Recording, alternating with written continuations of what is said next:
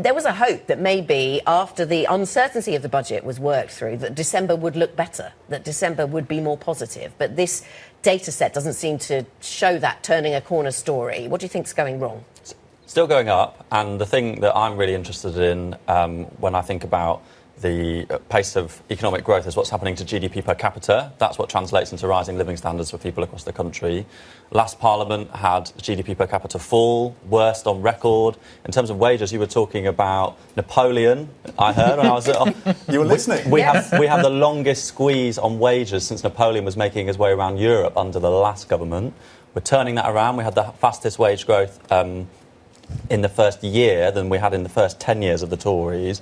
And GDP per capita was falling in the last Parliament, -1 in 2023, 0 in 2024, +1 this year. We can see that things are moving in the right direction. Of course we want to go further. Of course we want to go faster. There's definitely more to do.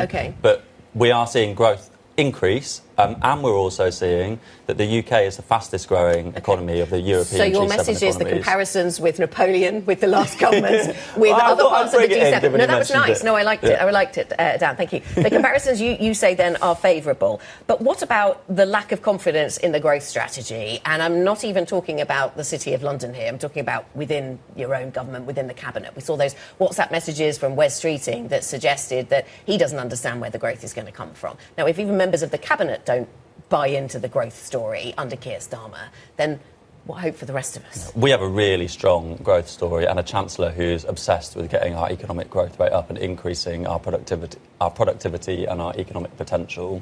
We've got to focus on economic stability.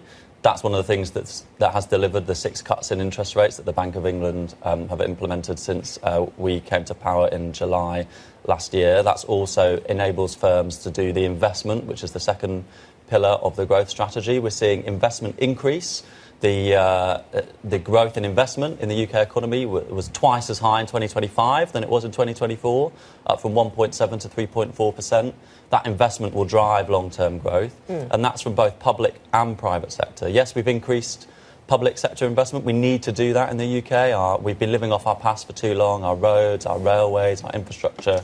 We need to invest in them, but alongside the private sector. And then we're implementing really significant reforms too to our pension system so we can unlock that capital, to our planning system so we can get things built again.